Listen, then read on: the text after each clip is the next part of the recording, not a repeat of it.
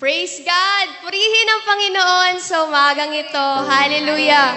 Hallelujah! Tunay nga na sa umagang ito, tayo ay nagagalak na patuloy na magpapasalamat, patuloy na itataas ang ating Panginoon at patuloy na atin siyang papupurihan, patuloy na ating sasambahin. Hallelujah!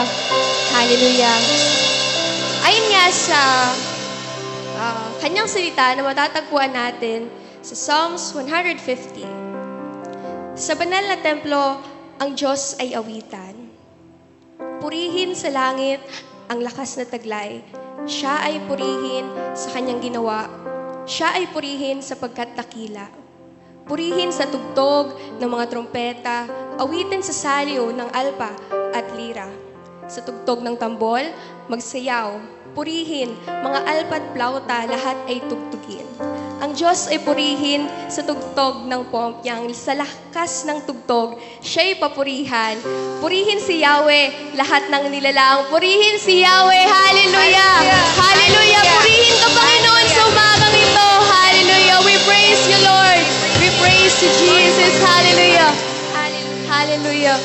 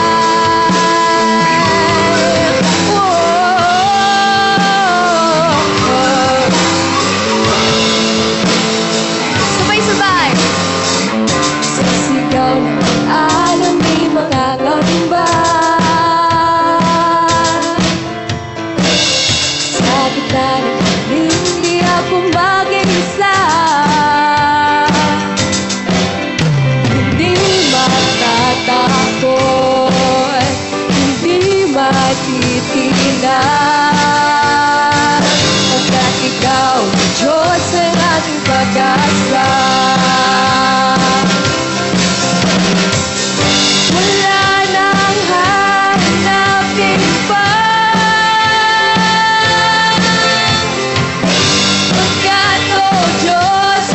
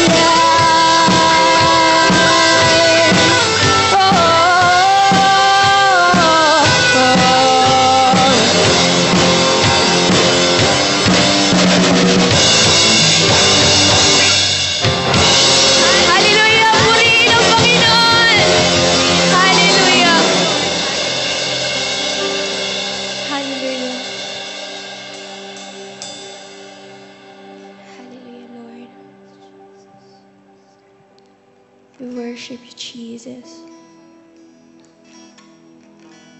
We glorify your holy name, Lord.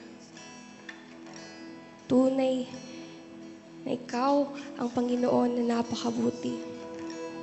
Panginoon na hindi nagbabago, Diyos na tapat at dakila magpakailanman. Hallelujah. Sumaga nga pong ito, Panginoon. Patuloy na kami ay lumalapit sa iyo. Inaasam na maranasan na iyong presensya, na maranasan ang iyong pagkilos sa aming mga buhay. Yes, Lord. Tunay nga po, Panginoon, na sa iyo lamang matatagpuan ang tunay na kagalakan. Sa iyo lamang matatagpuan, Panginoon, ang tunay na kapayapaan. And we believe, Lord, na sa umagang ito, walang sino man, walang anumang bagay ang makakahadlang sa aming pagpupuri at pagpapasalamat sa iyo. Hallelujah. Yes, Jesus.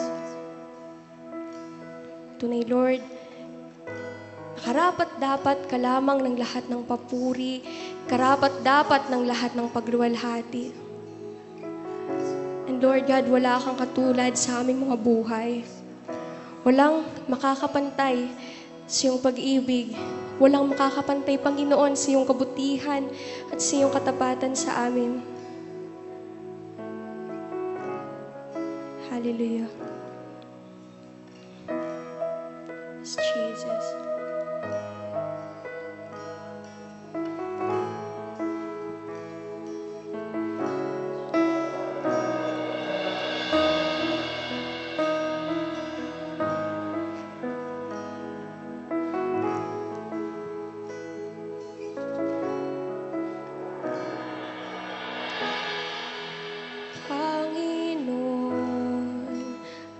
Nais ko,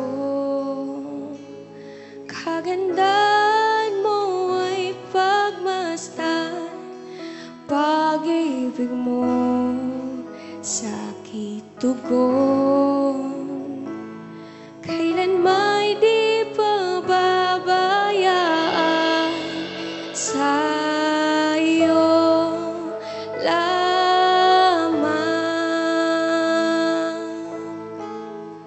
magtatagpuan sa'yo lamang.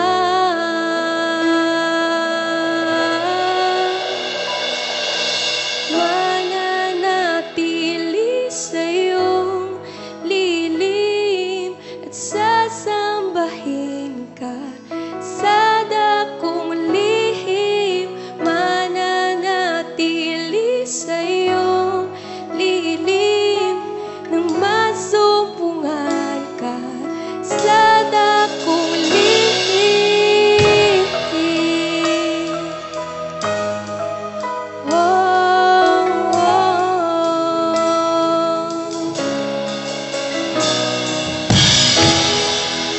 Panginoon, ang ngalan mo ay kalinga at sandigan ko, di mababago pangako mo. Salita mo'y panghahawakan sa'yo lamang. Magtatagpuan sa'yo lamang.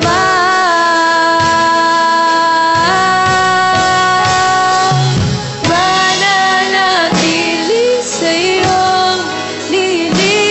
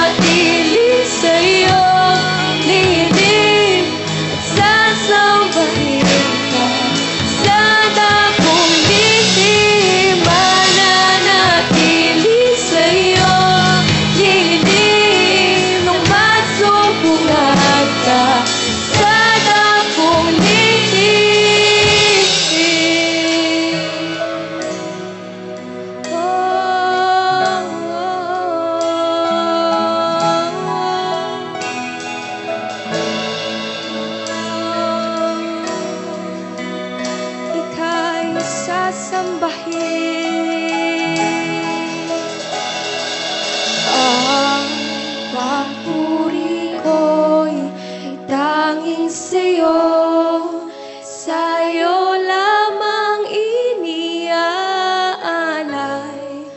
Panginoon, ang puso ko'y sa'yo magpakailanman.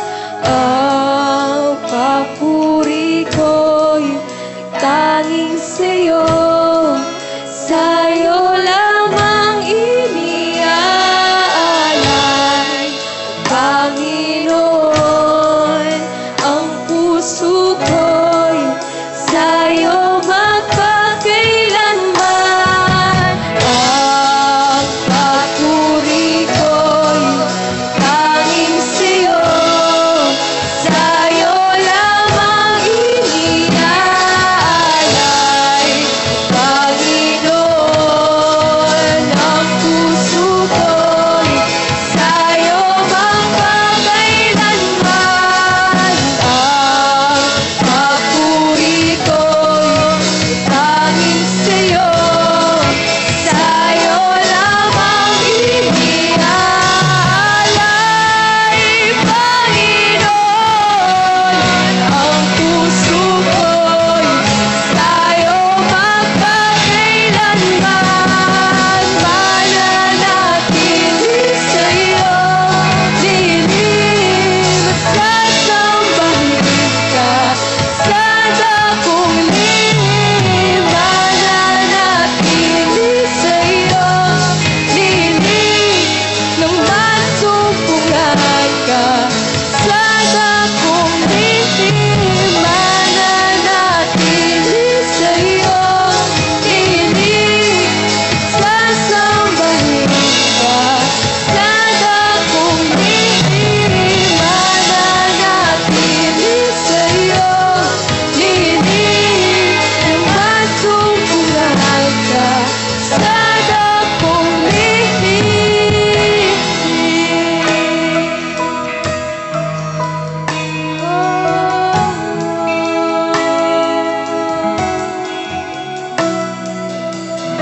Papurihin ka,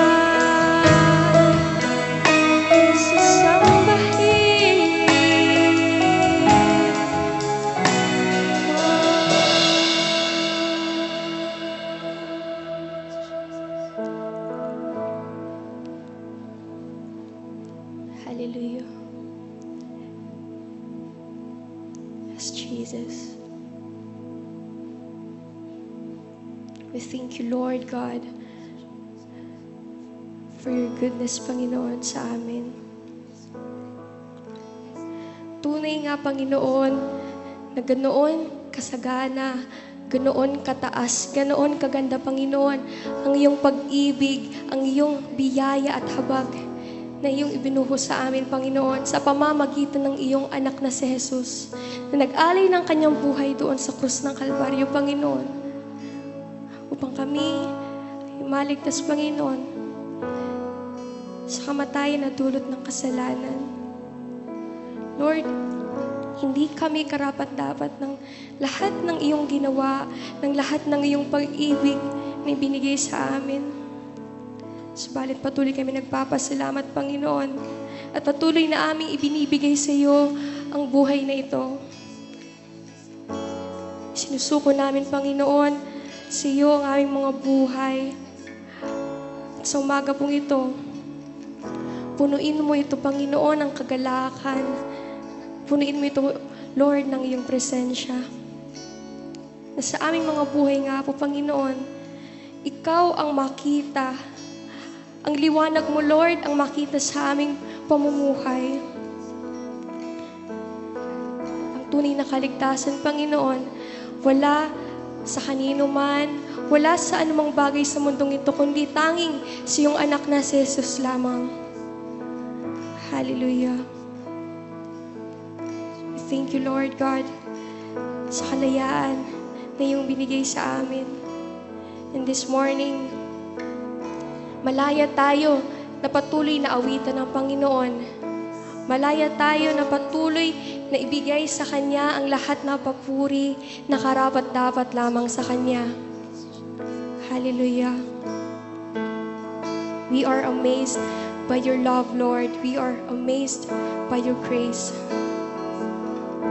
Hallelujah. Hallelujah.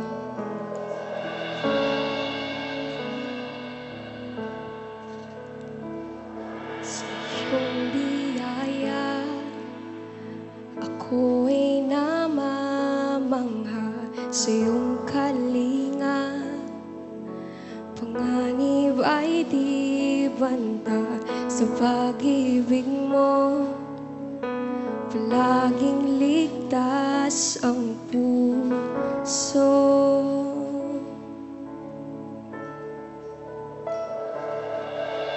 Mangusap ka, lingkod mo'y nakikinig sa ingay man. Bulong mo'y natatangi, pag-asa ikaw. Sa'yo puso ko'y tatahan.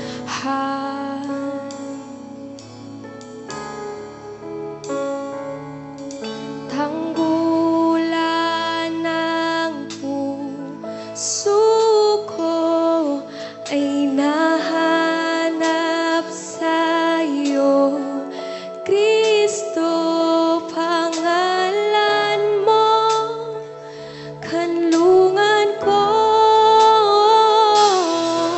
Tanggulan ng puso ko ay nahanap sa'yo, Kristo, pangalan mo, kanlungan ko.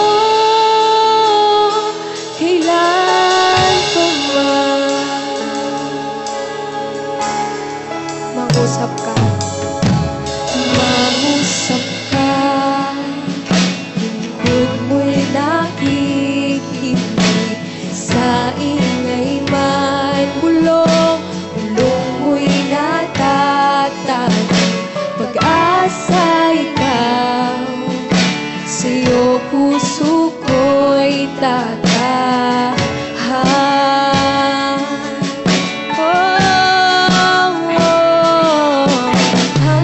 Tanggulan ng puso ko ay nahanap sa'yo, Kristo, pangalan mo, kanlungan ko. Tanggulan ng puso ko ay nahanap sa'yo, Kristo, pangalan mo, kanlungan ko. Tanggulan ng puso ko ay nahanap sa'yo, Kristo, pangalan mo, kanlungan ko.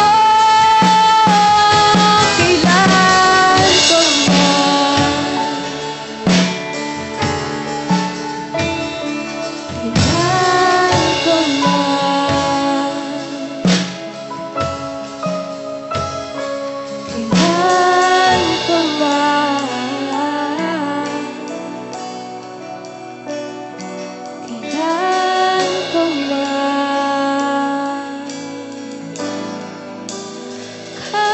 kailanman di lalayo, ikaw ang kaligtasan ko.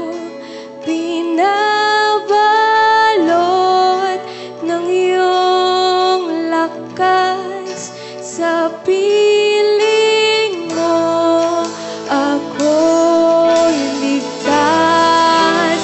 Kailanman di lalayo, ikaw ang kaligtasan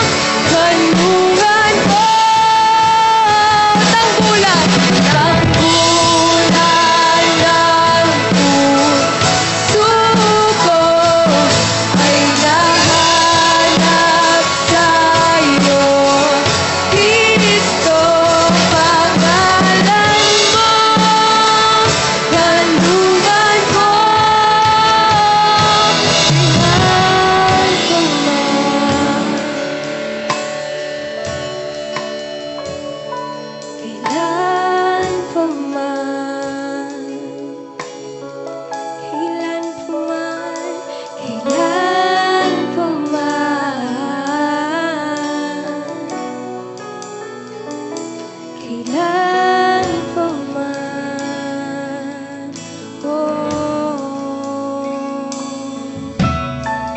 kailanman.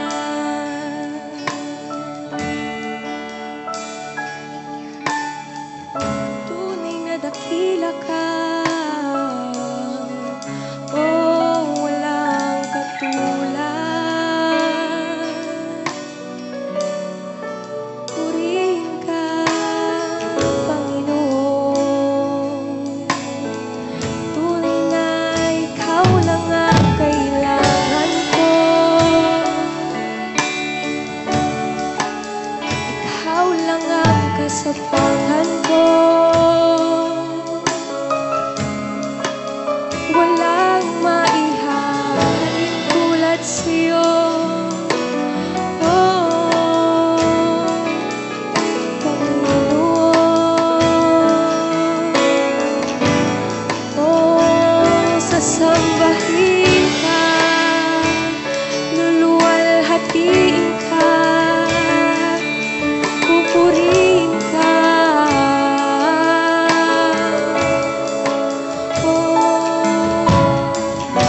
Ang Diyos Ama,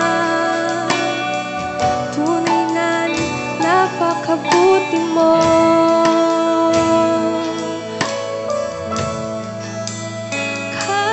Kailanman di lalayo, ikaw ang kaligtasan ko. Binabalot ng iyong lakas, sa piling mo ako'y ligtas. Kailanman, kailanman di lalayo, ikaw ang kaligtasan ko. Binabalot ng iyong lakas, sa piling mo ako'y ligtas. Kailanman, kailanman di lalayo, kailanman ikaw ang kaligtasan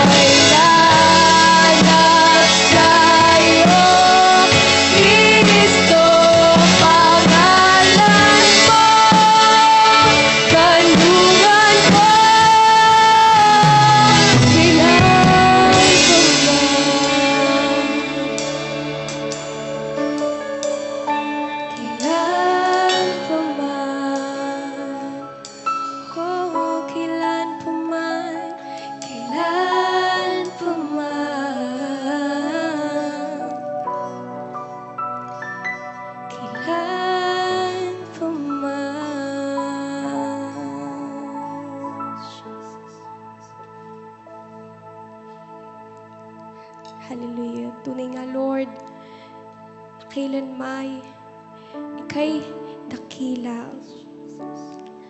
Ang kabutihan mo, ang iyong katapatan, Panginoon, ang iyong kapangyarihan ay walang hanggan.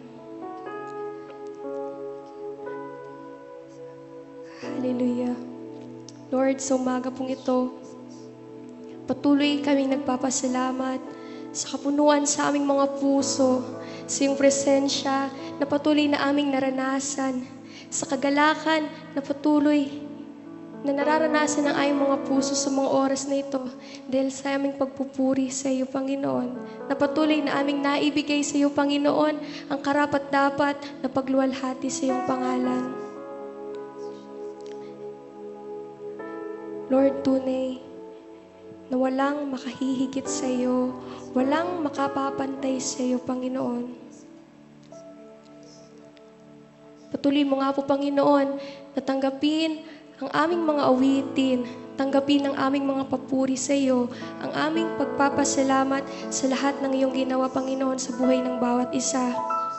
And Lord, sa aming pagpapatuloy, Lord, sa gawain, sa umagang ito, patuloy kang mangusap sa aming mga buhay. Ibukas mo, Lord, ang aming mga isipan, ang mata ng aming mga puso. Tayaan mo ng iyong mga salita ay patuloy na magbigay ng kalakasan sa aming espiritual na buhay. Hallelujah.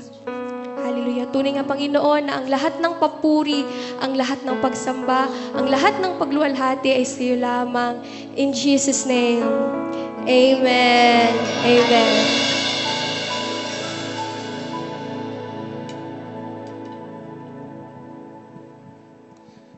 Praise God. Tunay po ng araw nito ay pinagpala ng Panginoon at patuloy tayong magpasalamat sa kanyang kabutihan at kadakilaan na kanyang patuloy na ginagawa sa bawat araw. Alam niyo po, itong linggong itong nagdaan, napakaraming mga bagay tayong dapat na makita, na dapat na ipagpasalamat sa Kanya. Ang kabutihan ng Diyos ay patuloy pong nahahayag sa bawat pagkakataon. So, ang ating labi ay patuloy na magbigay ng pasasalamat, patuloy na magbigay ng papuri sa Diyos sa lahat ng Kanyang ginawa sa ating buhay. So ngayon pong umaga, patuloy po nating pag-aralan ang Kanyang salita at tanggapin ang katotohanan ito na atin pong mapapakinggan ngayon. So, sa atin pong pag-aaral, hayaan po natin na ang ating mga puso ipatuloy nating ibukas na matanggap ang pagpapala ng katotohanan sa umagang ito. Mula pa rin dito sa Aklat ng Santiago or James chapter 3 from verse 1 to 12. James chapter 3 verses 1 to 12. So, halos ang pinakang tema ng Aklat ng James ay patungkol po sa pananampalataya na nagbubunga ng gawa. Sabi ni James, is faith without works is dead. So, ngayon pong umagang ito, patuloy nating saliksikin ang kanyang salita. Tanggapin natin ang katotohanan nito at patuloy na maipamuhay ang kanyang salita. At hayaan natin ang Panginoong Jesus ang siyang magliwanag sa ating mga buhay. Makita ang kanyang liwanag sa buhay ng bawat isa sa atin.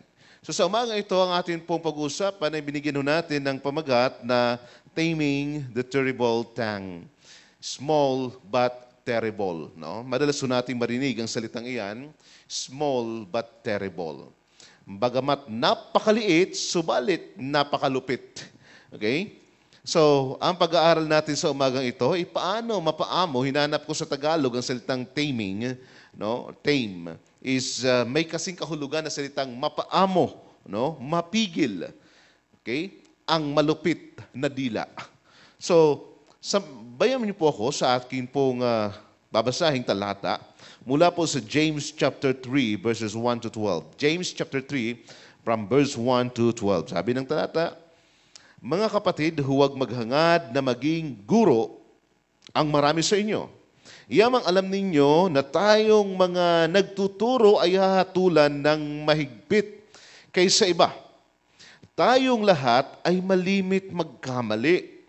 Ang sino mang hindi nagkakamali sa kanyang pananalita ay isang taong ganap at marunong magpigil sa sarili. Kapag nilagyan ng bukado ang bibig ng kabayo, ito'y napasusunod at napapupunta saan man natin ibig. Gayon din ang barko. Bagamat ito'y napakalaki at itinutulak ng malakas na hangin, na ibabaling ito sa pamamagitan ng isang napakaliit na timon saan man ibigin ng piloto. Ganyan din ang dila ng tao, kay liit-liit na bahagi ng katawan, ngunit malaki ang nalilikhang kayabangan.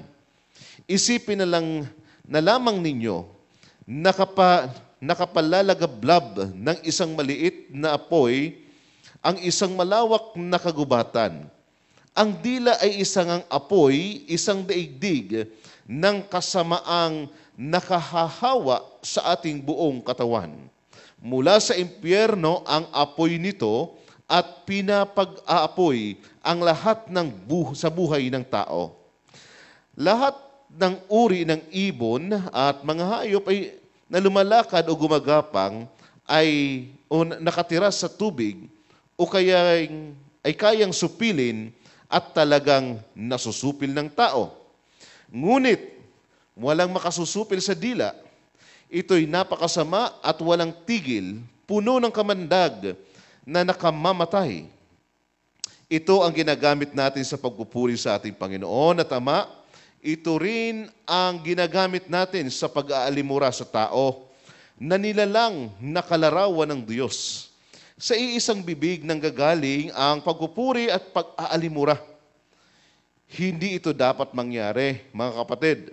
Bumabalong ba sa iisang bukal ang tubig tabang at tubig alat? Mga kapatid, hindi makapamumunga ng ulibo ang puno ng igos o ng igos ang puno ng ubas. Hindi rin bumabalong ng tubig tabang sa bukal ng tubig alat. Let us pray. Panginoon, salamat po sa iyong salita na ngayon pong umaga amin pong tinanggap at amin din pong pag-aaralan. Nawa po ang iyong salita ay magdala sa aming puso ng katotohanan na amin pong maipamumuhay. Tulungan mo kami bilang mga taga-Light Church at maging sa ilan pang mga kapatiran na nakikibahagi sa gawaing online service, Lord, na matanggap ang pagpapala ng iyong salita. Higit naming maunawaan ang katotohanan sa aming buhay, lalong-lalo na, O Diyos, sa dila na ito, O Diyos, na meron kami na minsan nga po, tunay po, na aming nagagamit sa pagpupuri, madalas na nagagamit sa pagpupuri at minsan nagagamit din sa mga bagay na walang kwenta. Amang banal, turuan mo kami at tulungan na makita ang katotohanan ito at patuloy na maipamuhay. Hayaan mo, O Diyos, na ang salitang ito, ang talatang ito na aming pong pag-aaralan, patuloy na makita namin sa aming pamumuhay sa bawat araw. Purihin ka po, Ama. Ito pong aming dalangin sa pangalan ni Jesus. Amen and amen. Okay? So, taming the terrible tongue, small but terrible. Tunay nga po, na maliit na bahagi ng ating dila, ang dila. Subalit, maaaring ito po ay kapag hindi ito na-control or hindi ito napigil, ito ho ay maaaring makapaminsala. Ngayon, napag-aralan ho natin mula sa chapter 2 ng aklat na ito, ng pinakang central message ng aklat na ito ay faith without works is dead. No? Patay ang pananampalatayang walang gawa. So, mula dito, pinagtibay na ang tunay na pananalig sa Diyos ay pinagtitibay ng gawa ng ating ginagawa. Makikita kung talagang totoong nananampalataya ka sa Panginoon, ito ay napatutunayan ng ating ginagawa sa araw-araw.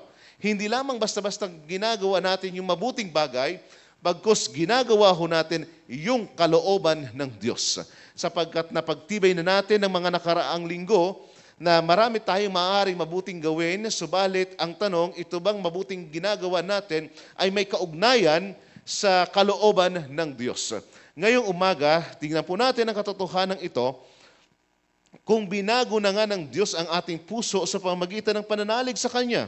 ito'y mahahayag sa araw-araw na kanyang ginawa. No? Mahahayag ito na kanyang binago tayo maging sa ating mga ginagawa sa ating pag-iisip.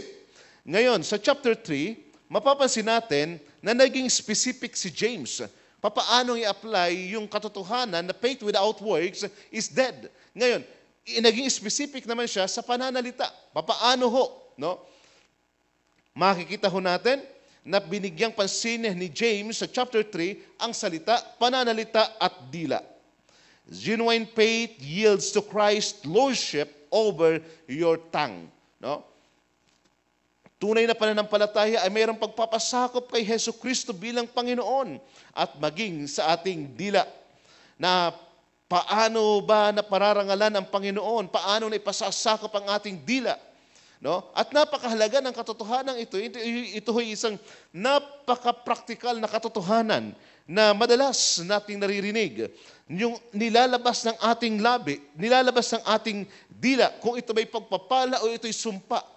At napakahalaga sa ating mga Kristiyano na binibigyan natin ng pansin. Maaaring ibang mga kasalanan mapansin natin, subalit minsan hindi natin mapansin yung kasalanan na nililikha ng ating dila.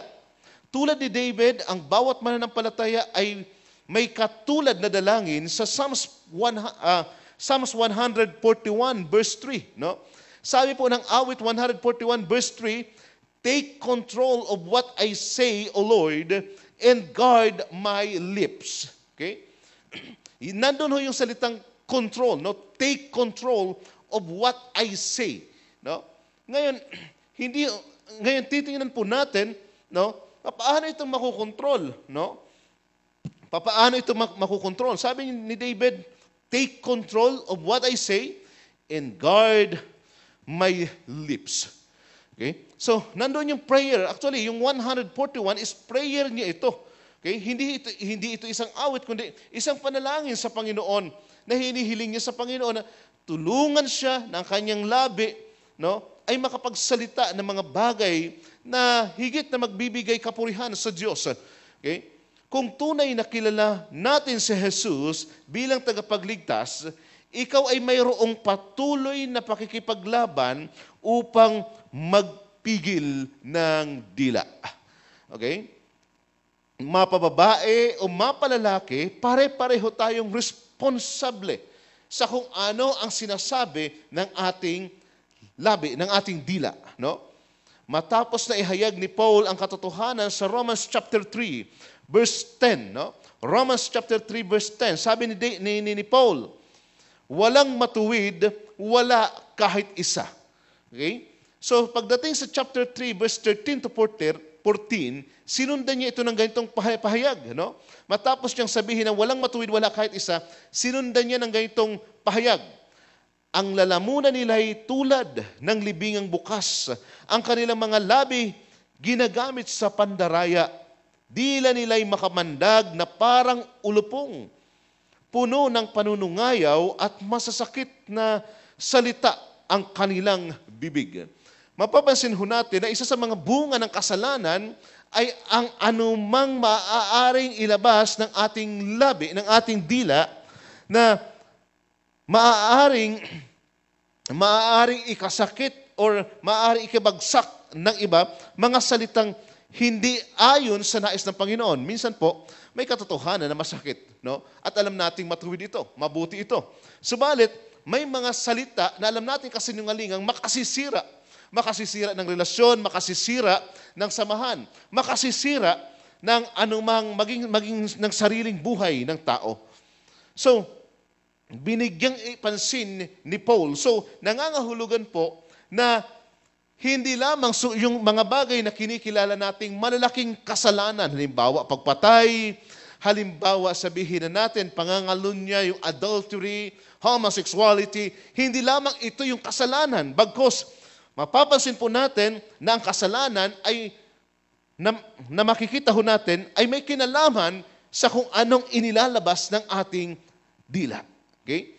Kung maayos ang ating pananalita, magiging maayos din ang pag-uusap.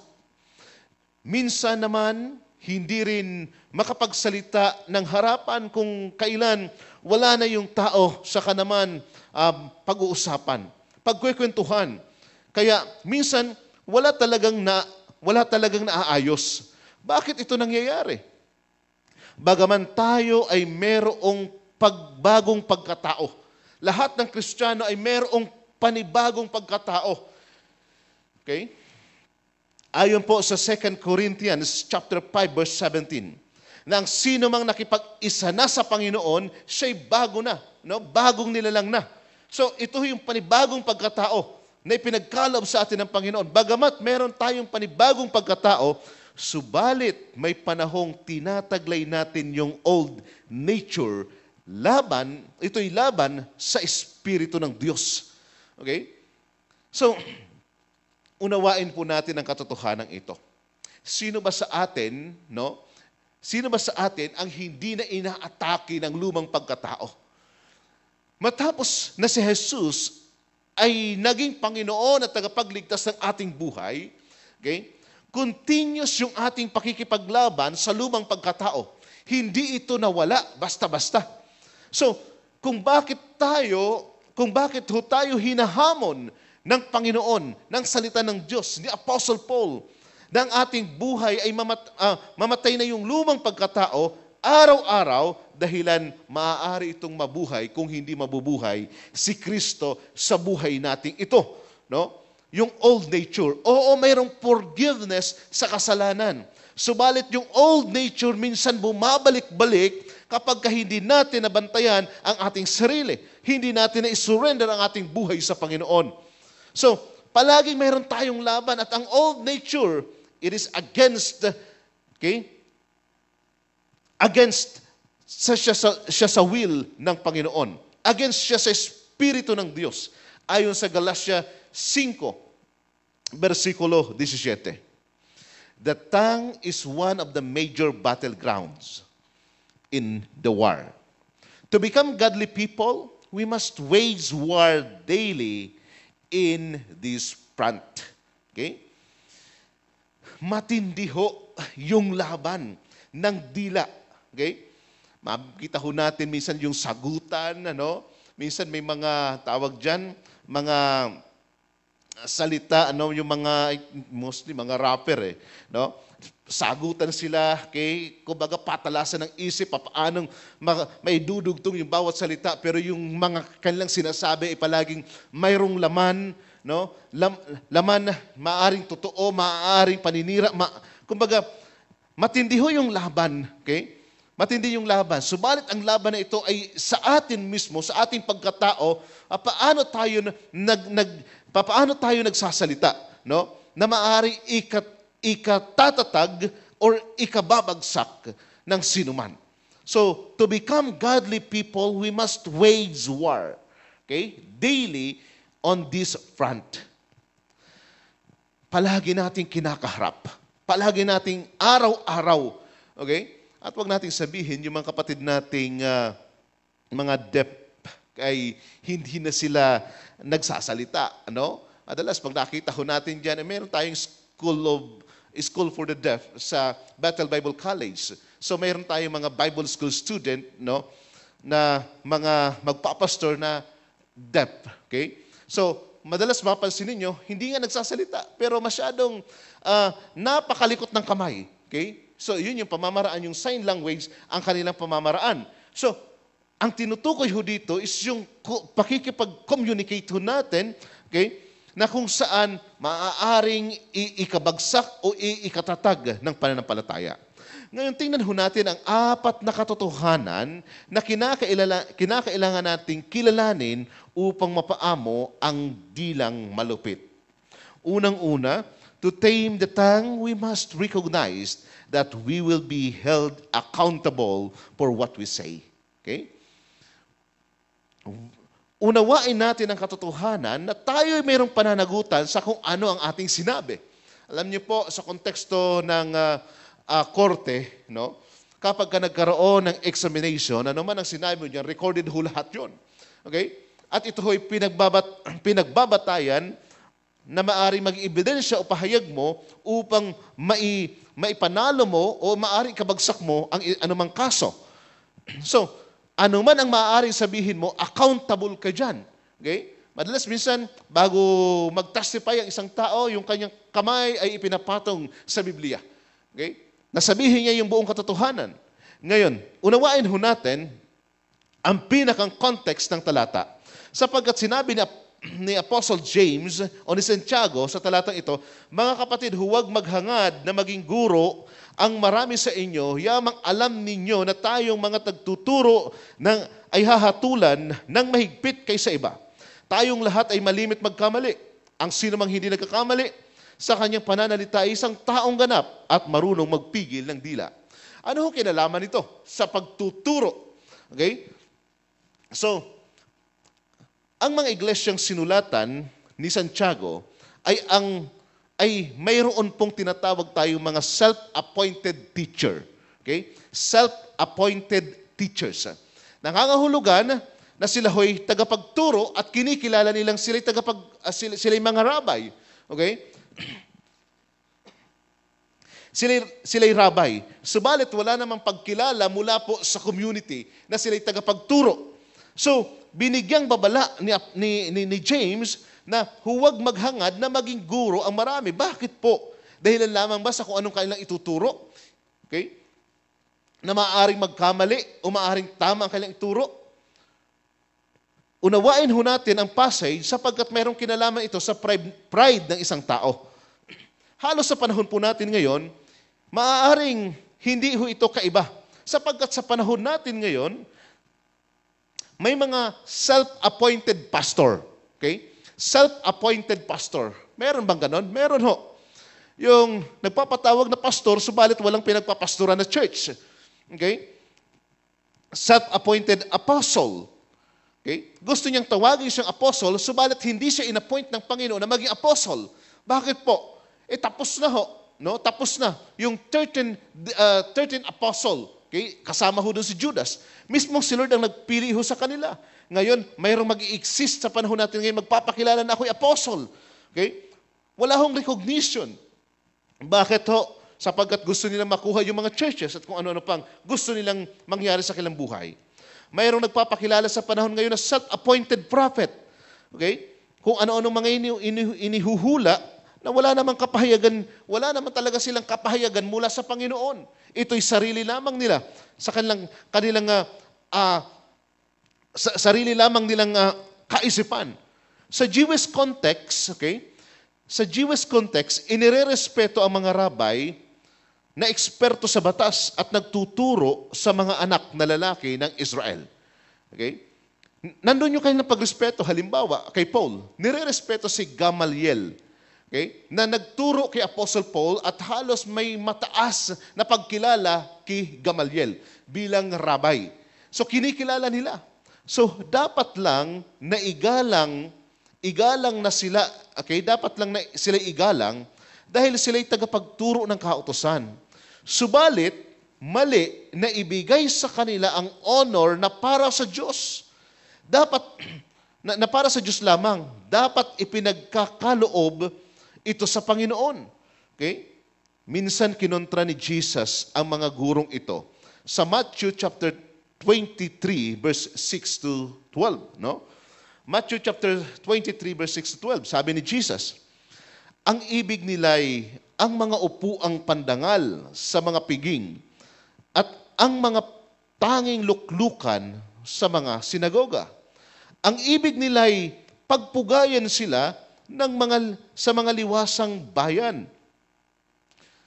at tawaging guro, ngunit kayo huwag patawag na guro sapagkat iisa ang inyong guro at kayong lahat ay magkakapatid. Tayong lahat ay magkakapatid.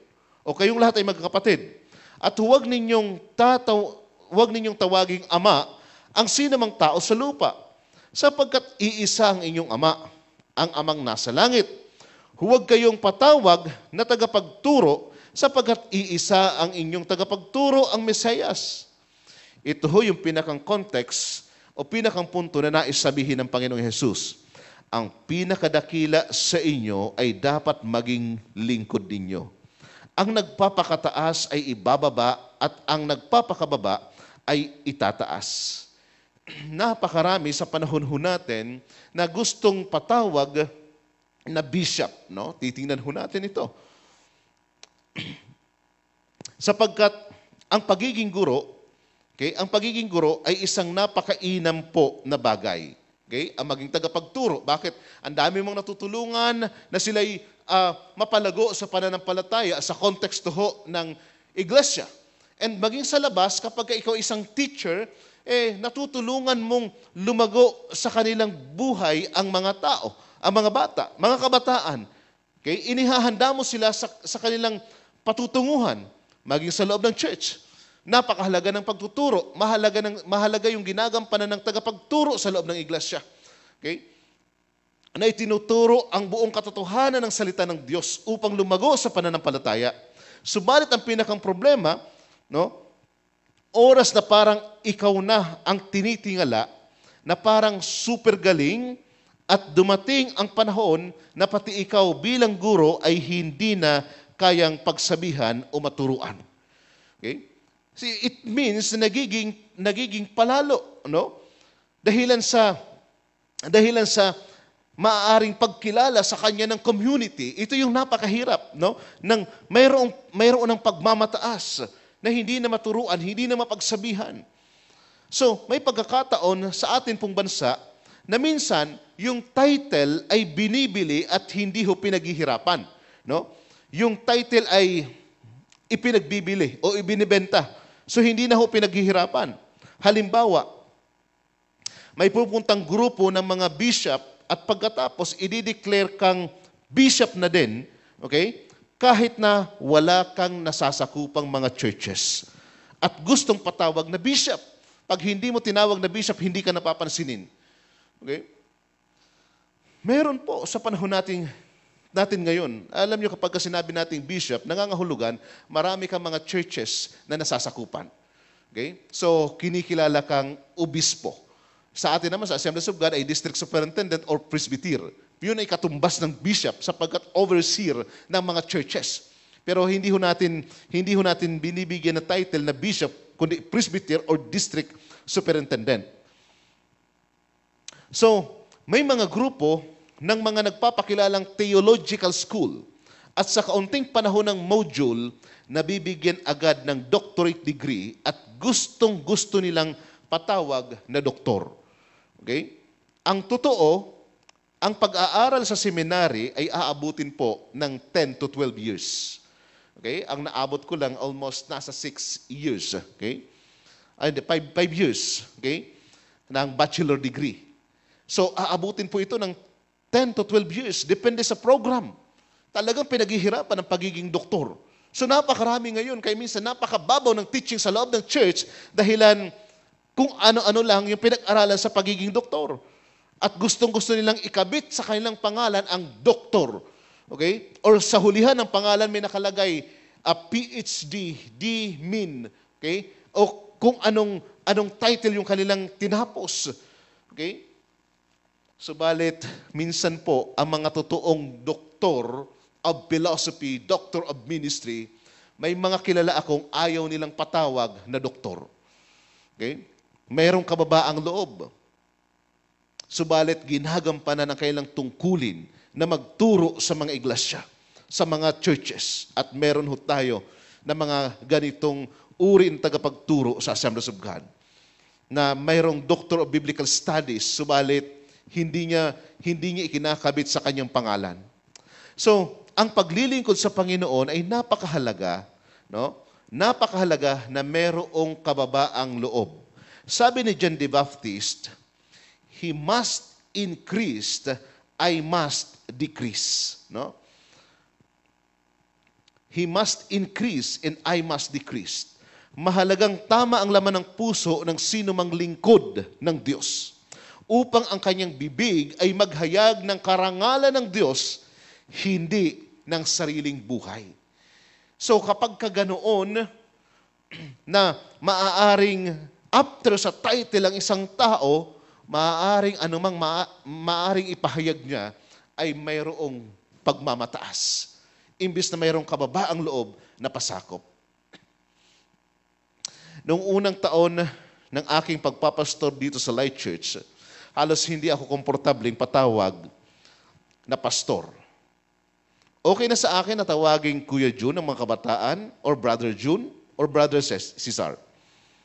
Subalit habang tumatagal ay nasanay na rin akong tawaging pastor. Yung ilan namang kapatid natin ay Tor, o yung iba naman ay Pas. Ibig sabihin, kinikilala nila ang kinalalagyan ko bilang pastor. Inaasahan ko din na sa mga tumatawag sa akin na pastor, meron silang pagrespeto sa panawagang ito ni Lloyd sa akin.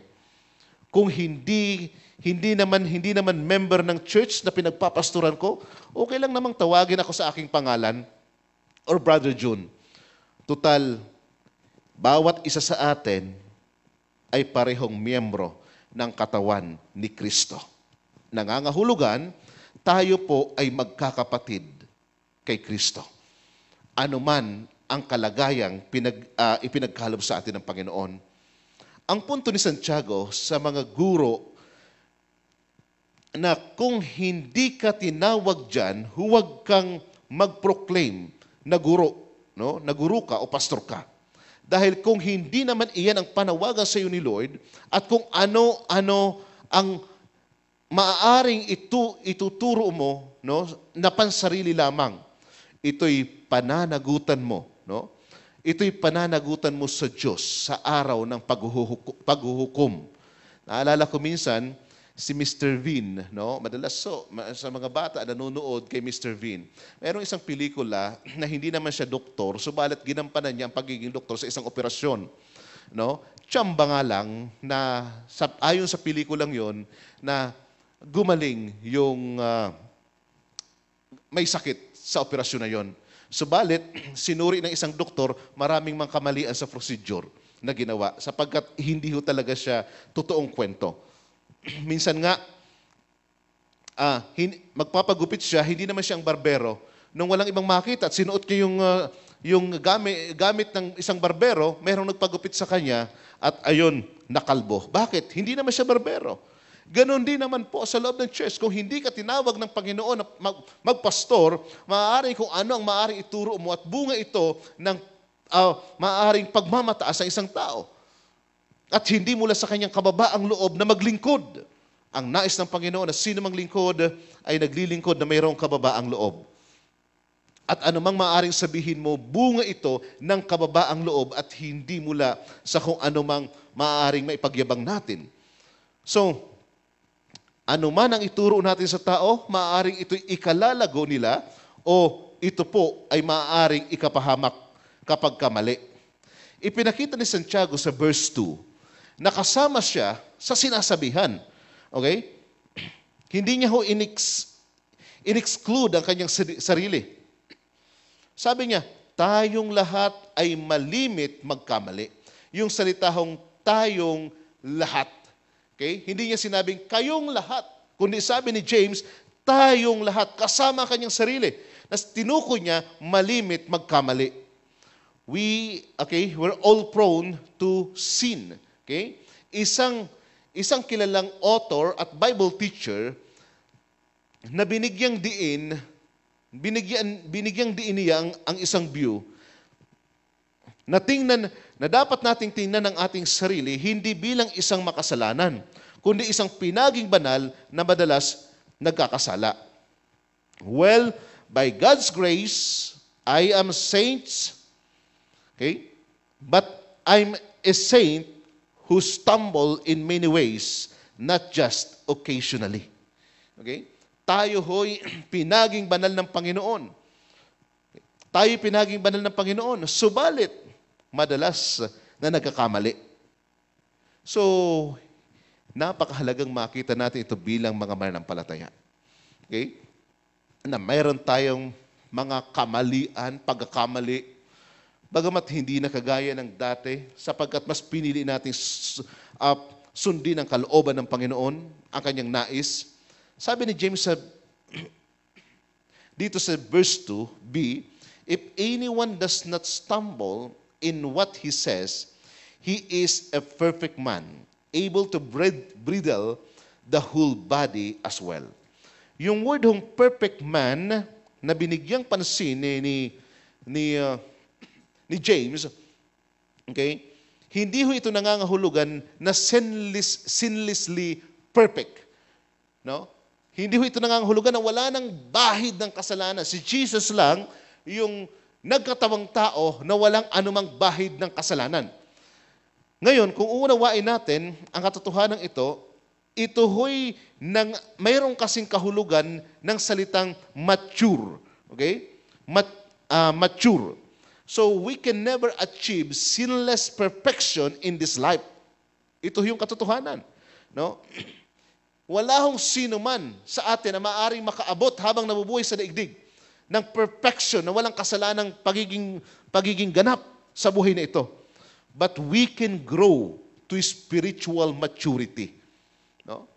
We can grow to spiritual maturity. Lumalago ho tayo. Okay? Lumalago araw-araw. Lumalago ho tayo. Araw-araw natututo ho tayo. Okay? At isa sa mahalagang sukatan nito ay ang ating pananalita. Okay? Ang isang mahalagang sukatan nito ay ang ating pananalita. Isa sa pamamaraan upang makapigil tayo ng dila ay kilalanin natin na mayroon tayong pananagutan sa kung anong lumalabas dito. Maging responsable ho tayo. May pananagutan pagdating ng araw. Sabi ni Jesus sa Matthew chapter 12 verse 36 to 37, Matthew chapter 12 verse 36 to 37, sinasabi ko sa inyo, sa araw ng paghuhukom, pananagutan ng tao ang bawat salitang walang kabuluhan na sinabi niya, sapagkat ikaw ay pinawawalang sala o parurusahan batay sa iyong mga salita. Hindi nagtuturo si Jesus ng justification by works. Okay? Hindi nagtuturo si Jesus ng pagiging matuwid sa pamamagitan ng mabubuting gawa. Subalit, kagaya po ni James, kanyang itinuro na ang gawa ay nagpapakilala ng tunay na pananampalataya. Our words either validate that we are the true believers or not. If we sin with our speech, we need to ask God's forgiveness of the one we sin against.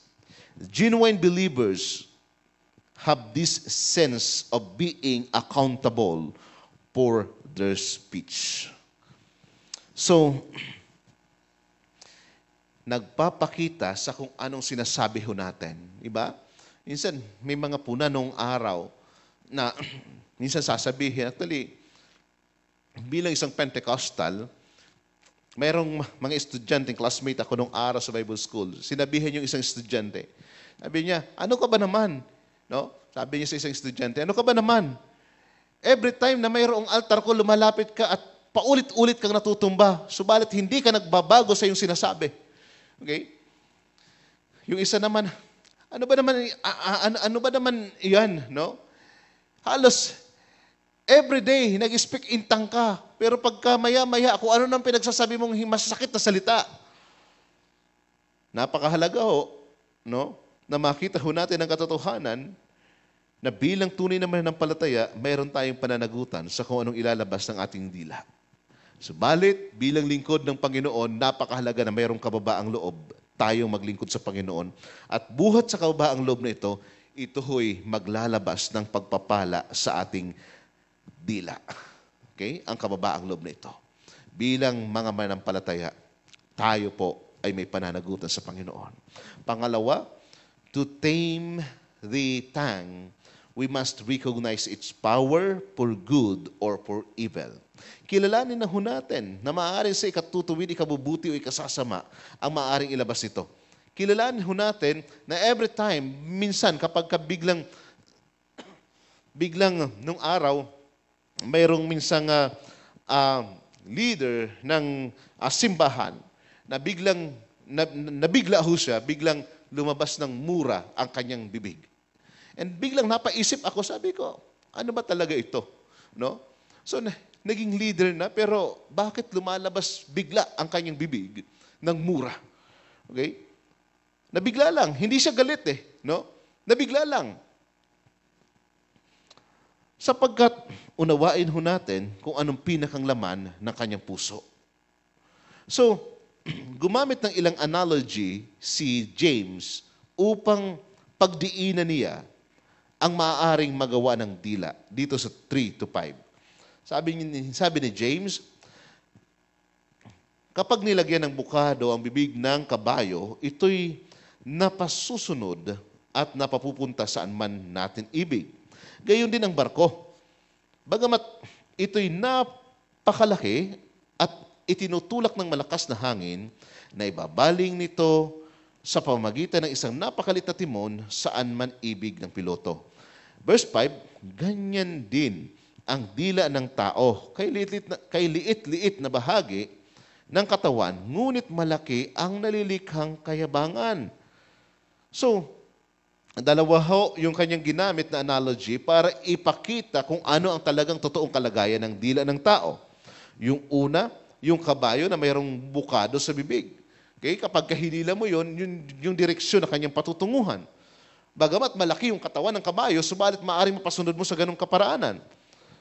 Gayon din naman ang isang barko, na mayroong timon. Kung saan dalhin, okay, saan i-direct ng piloto, ng kapitan, doon din yung kanyang patutunguhan. Ganon din naman ang dila, sabi ni Apostle Paul, ni James. Bagamat maliit na bahagi, ang dila ng tao, subalit malaki ang nagagawa ho nito. Maaaring ikalalakas ng loob ng iba, ikatututo ng iba, ikatutuwid ng iba, o ikasisira ng iba. Ang anumang maaaring lumabas sa bibig natin. Sa verse 5, sabi niya, ganyan din ang dila ng tao.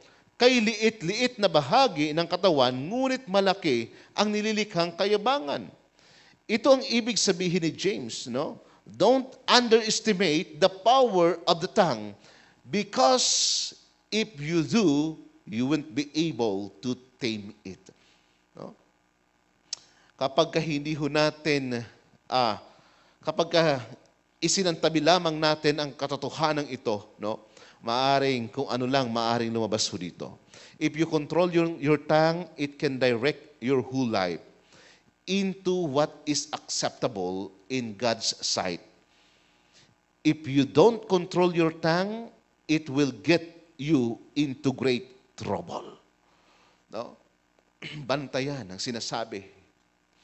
Kaya nga, ito ang pinakang advice. No? Pagkapanahon na masayang-masaya, huwag kang basta magsalita.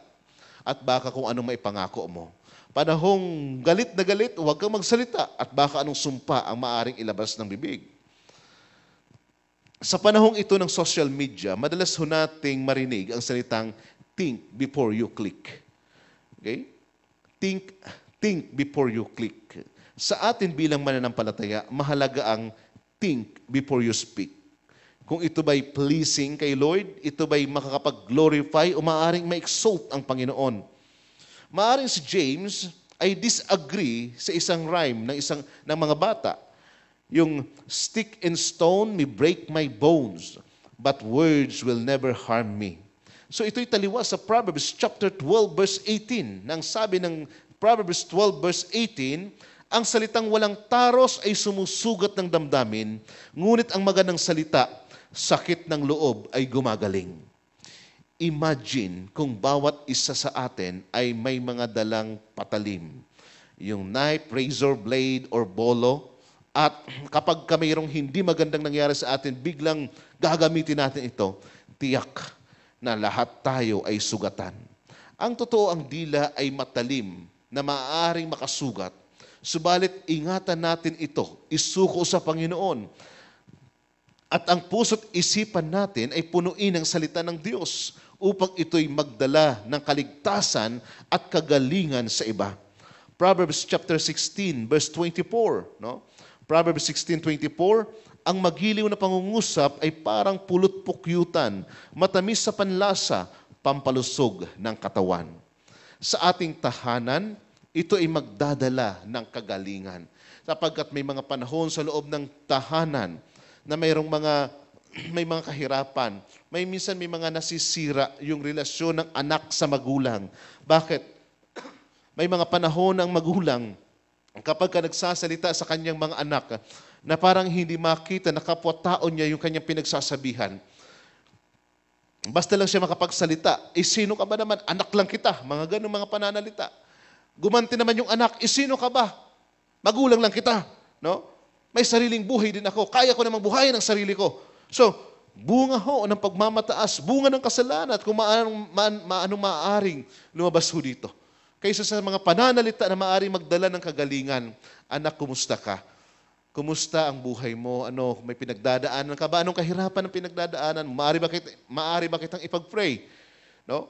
May mga panahon na ganoon, no? Na maaaring magdala ng kagalingan sa kanila. Mukhang hindi maganda ang kilos mo ngayon.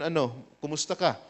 So, maaaring magdala ito ng kagalingan. Ganun naman sa mga anak na maaaring lumapit sa kanilang mga magulang na mayroong kalayaang magsabi ng kanilang saloobin, ng kanilang damdamin. Bakit po? Sapagkat nandoon ang pananalita na maaaring magbigay ng kalakasan sa kanila. Maging ganun din po sa iglesia. No? Maging ganun din po tayo sa loob ng church. May mga panahon naman sa loob ng church, sa atin, hindi nangangahulugan na kapag mayroong salita mula sa salita ng Diyos, tayo napakinggan, na pagtutuwid, pagtuturo, maaaring ikasama na natin ang ating kalooban. Maaaring ito ikaayos natin kung ating tatanggapin. Sapagkat may mga panahon na ang katotohanan ng salita ng Diyos ay nagtutuwid, nagtuturo, at minsan nagpapalakas. May mga panahon na ito'y nagbibigay hamon at nag-i-encourage po sa atin na magpatuloy, manindigan, tumayo sa pananampalataya. So, maaaring ang salitang marinig sa atin ay magbigay hamon, magtuwid, magturo, o maaaring maikalalakas. Okay? Subalit minsan, ang mga maaaring kasinungalingang mula sa labi, no, bunga ng puso na hindi sinukos sa Panginoon, mga matalim na pananalita na hindi ho mula sa salita ng Panginoon, maaaring ito'y ikasisira ng samahan. James wants us to recognize that we will be held accountable for how we use our tongue, especially those of us who teach God's Word. Okay? Binibigyan ho tayo ng caution ni James. Papaanong itinuturo ang kanyang salita. Si Apostle Paul, mayroong pagtuturo din naman sa Second Timothy, no? Chapter 4. Na sinasabi niya, darating ang panahon, ituro mo ang buting balita sapagkat darating ang panahon, hindi na pakikinggan ng mga tao ang matuwid na aral. Okay? Bagkus pakikinggan lamang nila kung anong gusto nilang mapakinggan. So, binabalansin ang salita ng Panginoon kung bilang tagapagturo ng katotohanan ng salita ng Diyos, papaanong maaaring makapaghilom, makapagligtas ang sasabihin natin sa ibang tao. So, maaaring magdala ng kagalingan sa loob ng tahanan. Maaaring may mga tahanan ngayon na hindi maganda ang samahan. Ngayon, umpisahan natin sa pananalita. Pananalita na mula sa salita ng Diyos. Mayroong kababaang loob na mag-usap-usap sa loob ng tahanan at tiyak ang kagalingan ay inyong tatanggapin. So recognize the inordinate power of the tongue, either for good or for evil, so that we use it carefully. Number 3, to tame the tongue, we must recognize that it is a humanly untamable source of evil. No? Humanly untamable, no? Source of terrible evil. Unawain natin mula sa talata, verse 5, no? B to 8. Isipin na lamang ninyo na kapag lalagablab ng isang maliit na apoy ang isang malawak na kagubatan. Ang dila ay isang apoy, isang daigdig ng kasamaang nakahahawa sa ating buong katawan. Mula sa impyerno ang apoy nito at pinag-aapoy ang lahat ng buhay ng tao. Lahat ng uri ng ibon at hayop na lumalakad o gumagapang o nakatira sa tubig ay kayang supilin at talagang masusupil ng tao. Ngunit, walang makasusupil sa dila. Ito'y napakasama at walang tigil. Puno ng kamandag na nakamamatay. Grabe ho ang exposition ni James sa talatang ito na dapat nating higit na maunawaan. Inihahalin tulad ni Santiago ang dila sa nagagawa ng apoy. Kapag ang apoy ay wala sa kontrol, ito ay magdadala ng malaking sunog. Subalit yung apoy na ginagamit mo sa pagluto, ito'y makabubuti. Bakit po? Dahil ang kontrolado mo yung apoy, hindi masusunog ang iyong niluto. No? At sa takdang panahon, naluluto ho siya. Subalit ang apoy na walang kontrol, maaaring masunog ang buong bahay, maaaring masunog ang nakatira dyan, maaaring masunog ang lahat ng ari-arian. Dahilan sa sunog, marami ang namamatay. Nawawala ng ari-arian maging trabaho. Sa verse 6, ang dila ay isang apoy, isang daigdig ng kasamaang nakahahawa sa ating buong katawan. Mula sa impyerno ang apoy nito at pinag-aapoy ang lahat ng buhay ng tao. Ang dila ay mapaminsala. Kung hindi natin ito gagamitin na may pag-iingat, no, marami ang mapipinsala. Sinabi ni James na ang apoy nito ay mula sa impyerno. Ginamit niya yung word na impyerno mula sa Greek na Gehenna. No? And yung transliteration niya sa Hebrew ay the Valley of Hinnom. Itong Valley of Hinnom, ito po ay nasa labas ng Israel, kung saan yung Jewish worshiper ni Molech, no? Sino ho si Molech? Isa hong pagan god. No? Yung Jewish worshiper ni Molech ay naghahandog dito ng kanilang mga anak na panganay na lalaki. Okay? Inihahandog doon yung panganay na lalaki. Anong ginagawa? Sinusunog ho nila bilang sakripisyo yung lahat na panganay na lalaki. So, kinalaunan ay naging sunugan na lamang ito ng basura. Itong Valley of Hinnom na ito. Ginamit ni Jesus ang salitang ito 11 times, no? Kanyang tinukoy yung place of torment, lugar ng paghihirap, lugar ng kahirapan, lugar na mayroong apoy. Tinukoy na ito'y lugar ng kinalalagyan ng kahirapan ang lugar na ito, itong impyerno. James means that evil tongue is set on fire by Satan himself. Okay? May mga Kristiyano na tumalikod sa pagiging lasenggo, babaero, sa pagpatay, homosexuality, pandaraya at iba pa. Subalit, ito ang problema.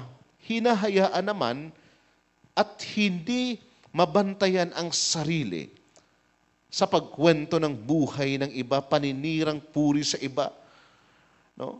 Panlilinlang, yung half-truth, no? Sarcastic put-downs and other sins of the tongues. Na parang hindi ito big deal. Subalit ngayong umaga, ito'y binigyang pansin ni Santiago mula ho dito sa kanyang isinulat, no? Sulat sa mga mananampalataya na nagkalat noong panahon na yon. Nasa panahon ng kahirapan. Subalit patuloy na pinaalalahanan na mamuhay bilang mga tunay na mananampalataya. Ang paalala ni James, ang kasalanan ng dila ay galing pa sa kailaliman ng impyerno. Sinisira, winawasak nila ang iba. As a believer in Christ, you must confront this sin in yourself. And you must be bold enough to confront them in others. Kapag may paninira laban sa iba, totoo man o hindi, stop agad. Ang Diyos lamang ang makapipigil nito kung ipasasakop natin ito sa Kanya. When the Holy Spirit control your tongues on a daily basis, over time, the fruit of the Spirit will appear. kapag ipinasakop natin ito sa Panginoon. Kasama ho dito yung love, patience, kindness, gentleness, and self-control, which all relate to the control of the tongue. Okay? Kapag ipinasakop natin ang ating dila, ang ating buhay, ang ating sarili, lumakad tayo ayon sa banal na Espiritu, nandoon na magte-take over ang bunga ng Espiritu Santo. Pag-ibig, pagtsatsaga, kabaitan, kahinahunan, at pagpipigil sa sarili. So to tame this terrible tongue, you must walk daily in the Spirit, taking every thought captives to the obedience of Christ. So, an evil tongue is the pool of an evil heart. So, ngayon, mahalagang maunawaan natin, kilalanin ho natin ang maaaring maging pinsala nito. Bakit? Ang pinakang source nito, walang iba, kundi yung old nature ho natin bilang mananampalataya. Ipasakop ang sarili. Ipasakop ang ating puso't isipan at hayaan natin na mag-take over ang bunga ng Banal na Espiritu. Pang-apat at panghuli. The tame of the tongue, we must recognize, to tame the tongue, we must recognize that its inconsistencies are rooted in its source.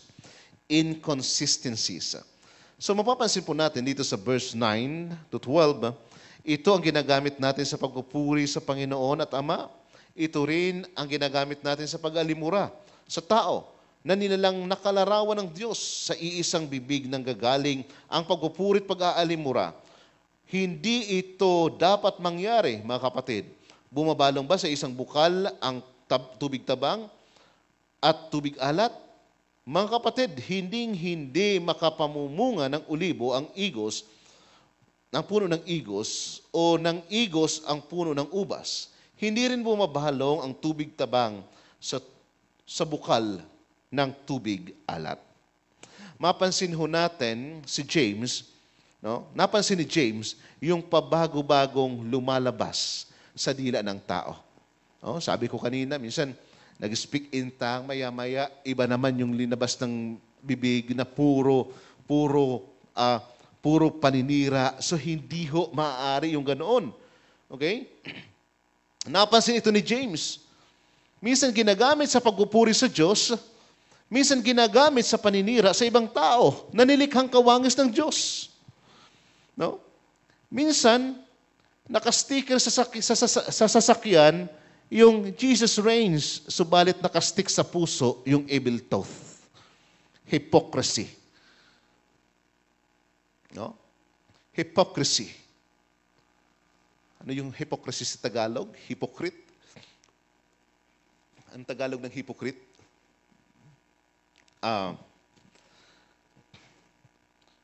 Actually, ito mismo yung tumutukoy eh. Bakit? Okay, ang taas ng kamay sa pagpupuri sa Panginoon, subalit nandoon yung paninira laban sa iba. Okay?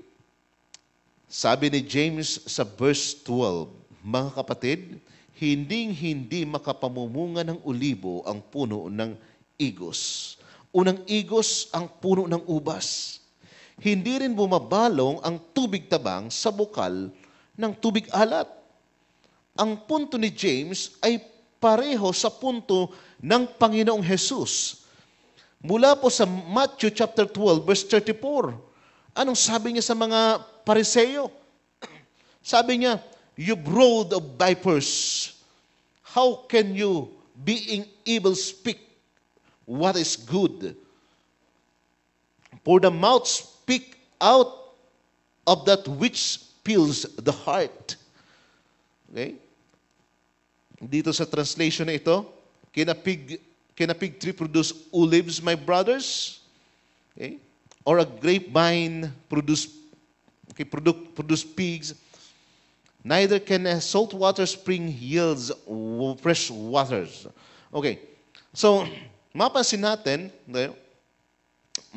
sa talatang ito, pinagsabihan ni Jesus yung mga Pariseo, no, na mapagpaimbabaw.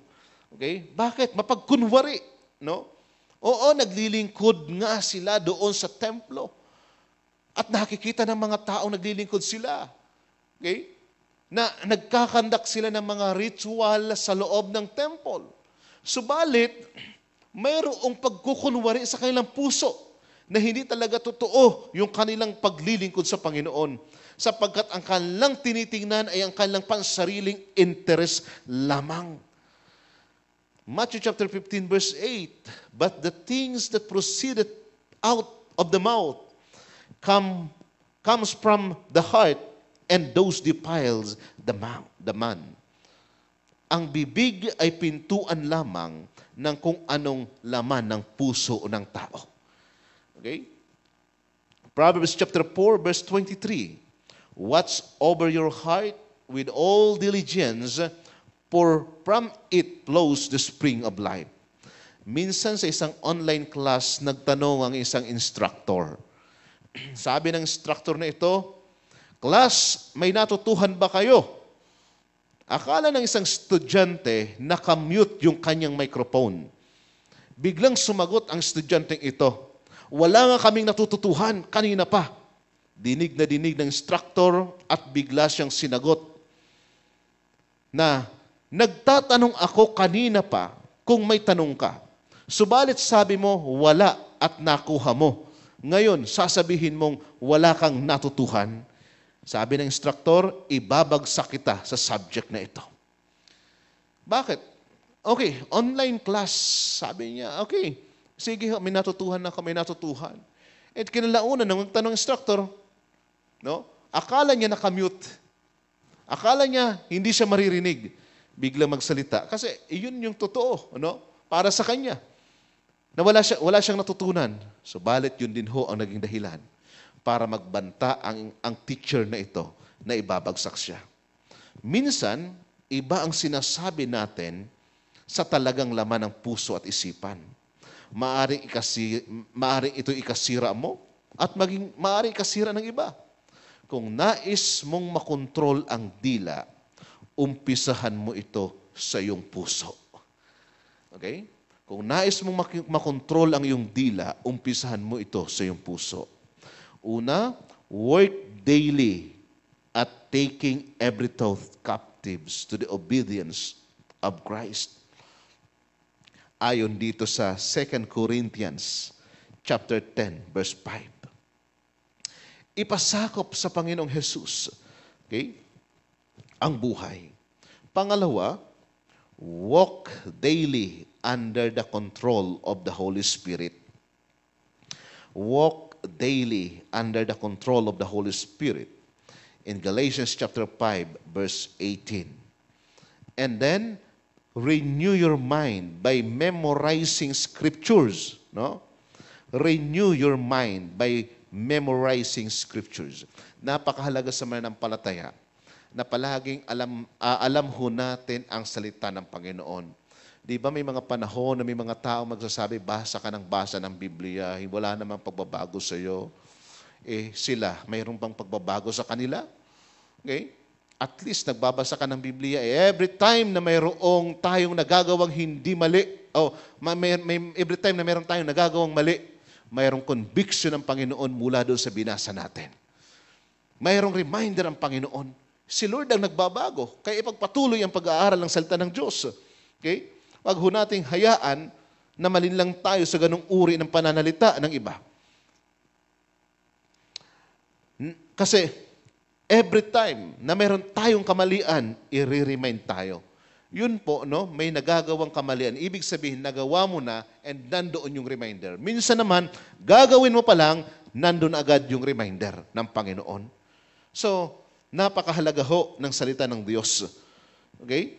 Memorize. Renew your mind by memorizing scriptures. Ayon sa Romans chapter 12, verse 1 and 2. Okay? Memorize James chapter 1, verse 19 to 20. Anong sabi ng talata? Tandaan ninyo ito, mga kapatid, kung minamahal. Matuto kayong makinig, dahan-dahan sa pagsasalita at huwag agad magagalit, sapagkat ang galit ay di nakakatulong sa tao upang maging matuwid sa paningin ng Diyos.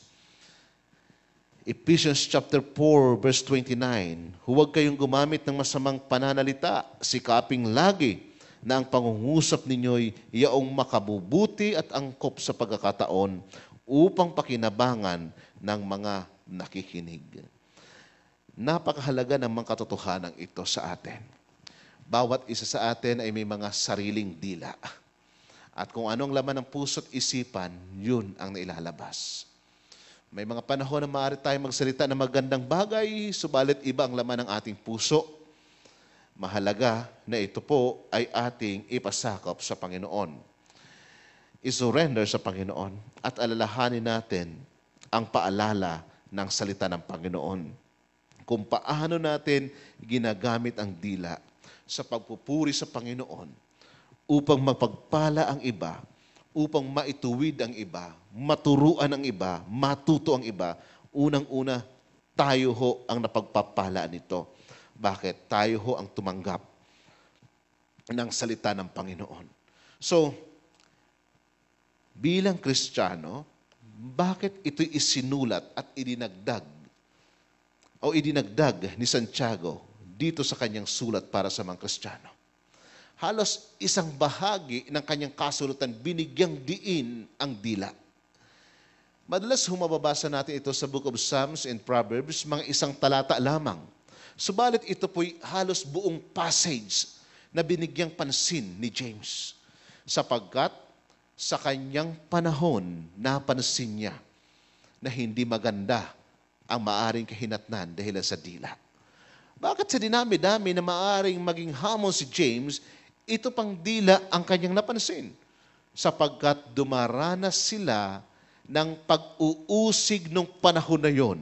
At ipinaalala niya sa mga kapatid sa pananampalataya na bagamat dumaranas tayo ng pag-uusig, ang dila natin ay gamitin upang papurihin ang Diyos, palakasin ang loob ng bawat isa, turuan ang mga kapatid sa pananampalataya. At higit sa lahat, ang mga tagapagturo sa iglesia ay magturo ng buong katapatan mula sa salita ng Diyos. Sa ganitong kaparaanan, tatatag ang gawain ng Panginoon at maaaring makapagbigay hamon sa iba na maaaring mayroon pang ibang makakilala kay Kristo. So, anumang maaaring ilabas ng ating bibig mula sa ating puso, yun tayo mismo. Bilang mga mananampalataya, nagdadala ng liwanag sa iba. We are the Light Church. Sa umagang ito, napakahalaga ng katotohanan na atin pong napakinggan, pinag-aralan, at tinanggap. Maaaring sa susunod na linggo, panibagong pag-aaral naman ang ating titingnan na ikatutuho natin, ikatutuwid. Subalit ngayong umaga, tinanggap ho natin ang katotohanan ng salita ng Panginoon. Kung patuloy pa tayo, alam natin na patuloy pa tayong binabago ng Panginoon sa ating pag-iisip, sa ating damdamin, sa ating puso. Lalong-lalo na sa pananalita, patuloy ho tayong binabago ng Diyos. Sa umagang ito, patuloy natin itong italaga sa Kanya. Na patuloy pong magbigay ng karangalan at papuri sa Panginoon. Na maging dahilan ng kaligtasan ng iba. Na ihayag ang mabuting balita ni Kristo. Sa umagang ito, mula po dito sa lugar ng Light Church at dyan sa inyong mga tahanan, tayo po'y sama-samang manalangin sa Panginoon. At hilingin natin sa Panginoon ang kagalingan sa puso ng bawat isa. Ngayong umaga sa mga tahanan, maaring may mga mag-asawa ngayon na nakikinig na mayroong sugat ang mga damdamin, ang puso, dahilan sa kung anumang salitang narinig kay Mrs. o maging kay Mr. Salita na maaari ikasisira ng kanilang relasyon. Maaaring mayroong salita ang mga magulang na ikasisira ng kanyang mga anak, ikasisira ng relasyon nila bilang anak sa magulang. Ngayong umaga, ating isurrender ito sa Panginoon at magkaroon ng healing sa bawat tahanan. Maaring mayroong mga anak ngayon na mayroong masamang salitang binitawan sa kanyang mga magulang. Ito yung panahon na pagsisihan natin ang kasalanan ito at muling lumapit, banggitin ang mga salita na maaaring magbigay ng kagalingan sa ating tahanan. Nang sa gayon, ang paghahari ni Kristo ang siyang maganap. Manalangin tayo sa Panginoon. Alam mo ho, Panginoon, ang tunay naming kalagayan sa aming mga tahanan o Diyos kung ano kami at sino man kami. Dakilang Diyos ngayon pong umaga, salamat sa paalala, salamat sa pagtutuwid, pagtuturo mo sa amin ng katotohanan ito na amin pong tinanggap. Dakilang Diyos, minsan pa na kami po'y humihingi ng tawad sa iyo sa kung paano ho namin ginamit ang aming mga dila na magbigay karangalan o minsan sumpa na maaring inilalabas ito. Dakilang Diyos, maaring sa tahanan ngayon ay merong mga hindi pagkakaunawaan at hindi pagkakasundo-sundo na imbis na magpalakasan, minsan may mga sisihan na nangyayari. Imbis na magpatatag sa bawat isa, mayroong siraan na nagaganap. Lord, minsan pa ho, dalangin po namin na mayroong mula po sa kababaang loob ng bawat isa. Hayaan mo, O Diyos, na mayroong pagpapasakop si Mrs. sa kanyang asawa at maging si Mr. mayroong pag-ibig sa kanyang asawa, sa kanyang Mrs. dakilang Diyos. At gayon din ang mga anak, O Diyos, I pray na hayaan mo may mga bagay man silang nasabi sa kanilang magulang na labag sa iyong kalooban. I pray, Lord, na makilala nila na kanilang labi ay dapat na magpasalamat sa kanilang magulang. Magpasalamat sa iyo na ipinagkalob sa kanila ang kanilang magulang. I pray, Lord, na ngayong umaga, hayaan mo, ayon sa katotohanan ng aming napag-aralan, patuloy na ang dila na ito ay sakupin mo ng iyong kapangyarihan. At ang banal na Espiritu ang patuloy na manahan. Tulungan mo kami na higit na makita ang bunga ng banal na Espiritu. Ang pag-ibig, kahinahunan, pagpipigil sa sarili, patuloy pong mangibabaw. Hayaan mo din po, O Diyos, na ikaw lamang ang maparangalan nito at patuloy itong magdala ng kaligtasan, kagalingan sa sinumang tao na amin pong makakaharap. Amang banal, kung meron mang taong nakasakit sa amin, sa pananalita, maaring hindi mananampalataya, dating mananampalataya, Lord, tulungan mo kami na patuloy pa rin kaming magliwanag. Magliwanag ayon sa iyong kalooban, Panginoon, na makita sa amin, walang iba kundi tanging si Jesucristo. Dakilang Diyos, salamat po.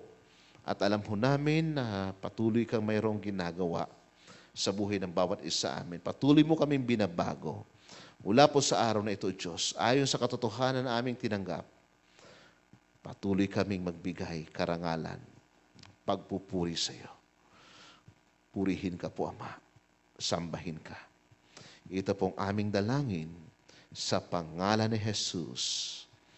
Amen and amen. Praise God. So, ngayon po, hayaan natin na patuloy na maipamuhay ang katotohanan ng kanyang salita. Okay. So, salamat po sa Panginoon at itong month pong ito ay Pastor's Appreciation Month and salamat po sa bawat isa sa inyo kasi naisip ko na walang pastor appreciation kung wala namang mga miyembro. No? Ngayon, higit sa akin, bilang inyong pastor na ikinagagalak, hindi ang anumang mga bagay na maaring may pagkaloob ng kung sino mang kapatiran, bagkos nandoon ang pagkilala ko sa inyo, no? Na kayo ay kasangkapan ng Panginoon sa akin, kayo ay pagpapala ng Panginoon sa akin, higit na nagiging kagalakan sa akin na makita kayo. No? Kagalakan sa akin bilang pastor, mas lalo akong na-encourage na makita kayong patuloy na lumalago. No? So, may mga panahon tayo magkakasama, lalo sa ibang mga kapatiran ho natin, minsan nasa galaan ho kami. Okay, subalit, mabuti naman nagalaan. No? So, na-appreciate ko po ang lahat ng ito. Sa ating mga young pro, sa youth light, maging mga kababaihan na patuloy na nanalangin para sa akin kapag sa tuwing ako ho ay nagbabiyahe. No? Maraming salamat po sa inyo. Maging sa ilang mga pamilya na halos pamilya ko na rin. No? Pamilya naman talaga ang Light Church. So maraming salamat po sa inyo, no? Na patuloy na nandyan, patuloy na sumusuporta, gumagabay, maging sa mga gawain ng Panginoon. So hindi nyo kailangan na bumili ng bulaklak at isasabit nyo sa akin, tama na ho yung nandyan kayo. At kagalakan ko na makita kayo, patuloy na lumalago, malakas, matatag. Okay? And then panahon ng online, present kayo palagi. So ngayon po, isa sa mahalagang announcement ho natin, ipahintulot nawa ng Panginoon this coming Sunday na tayo ay magkaroon na ng face-to-face. So balit, mayroon po akong ilalabas na ilang mga protocol dapat nating sundin kung sakali man. Pero yung final announcement po nito ay sa midweek service na. Okay? Final announcement ay sa midweek service kung sa darating na Sunday, magkakaroon tayo ng face-to-face worship celebration dito po sa lugar ng Light Church. Pero yung ating pong Thanksgiving, December na ho natin gagawin. Okay? So ngayon, ang gagawin ho natin, the same protocol. Okay? Face mask, alcohol, and temperature. And then, wala ho tayong body contact, ibig sabihin, handshake or anumang maaring magkaroon tayo ng hawakan. So ito po ay hindi natin muna gagawin. In spirit, no? In spirit, kapit kamay ho tayo, in spirit lang. Okay? But not physical. So, ganun pa rin, kung kayo po ay mayroong close contact sa nagkaroon ng COVID o may karamdaman o may sakit, so manatiling naka-online lamang po kayo. Okay? Close contact doon sa may mga trangkaso, ubo o sipon, so manatiling sa bahay na lang po muna. Okay? Ngayon, kung wala naman at ang inyong pakiramdam ay maayos, so pumunta ho kayo dito. Pastor, gusto ko hong magpa-pray over. Okay? Gusto ko hong magpa-pray over, Pastor. Kasi nawawalan ako ng panglasa. Okay? So, okay, ipag-pray ho kita, no? Ipag-pray kita, mag-text ka lang sa akin, mag-update ka sa akin. Pero since na pandemic ngayon, okay na ho na pagtulong-tulungan namin kayong may pag-pray, no? So, lalong-lalo kapag nawalan kayo ng panglasa, okay? Meron na kayong ubot sipon. So,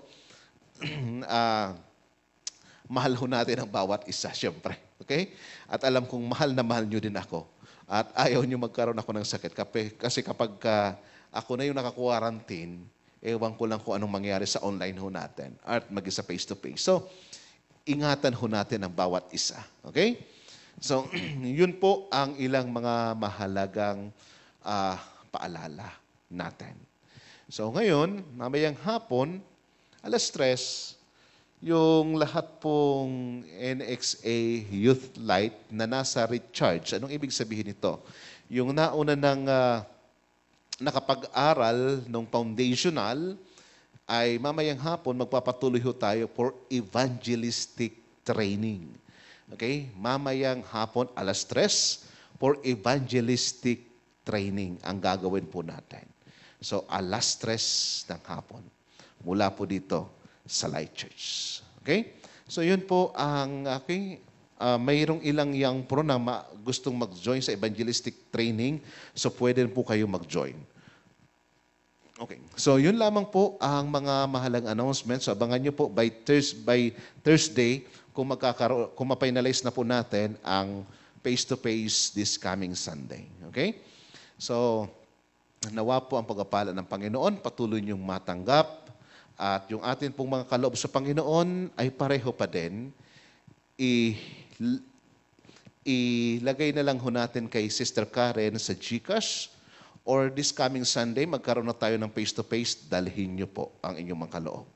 So pasalamatan natin ng Diyos sa araw na ito at patuloy ho nating itaas ang kanyang pangalan. Tayo po'y manalangin sa ating pansamantalang pagtatapos ng gawain. Aming Diyos na makapangyarihan, salamat po sa pagpapala na amin pong natanggap.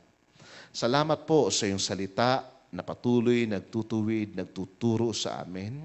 Salamat po, Amang Banal, sapagkat inibig mo kami, mahal mo kami, na darating ang araw kami po'y haharap sa iyo nang walang anumang bagay na maaring itinatago sa aming sarili.